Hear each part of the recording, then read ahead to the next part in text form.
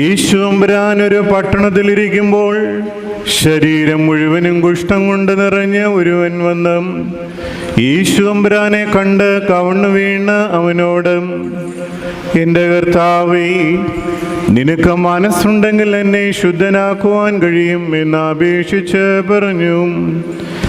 ഈശോമ്പുരാൻ തൻ്റെ കൈ നീട്ടി അവനെ തൊട്ട് അവനോട്, എനിക്ക് മനസ്സുണ്ട്, നീ ശുദ്ധനാകുക എന്ന് പറഞ്ഞു. ഉടനെ തന്നെ അവൻ്റെ കുഷ്ഠം അവനെ വിട്ടുമാറി.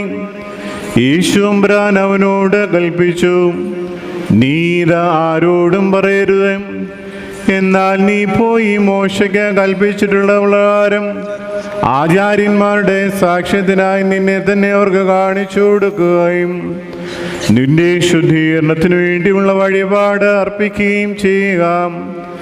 ഈശോമ്പുരാനെ കുറിച്ചുള്ള കീർത്തി അധികമായി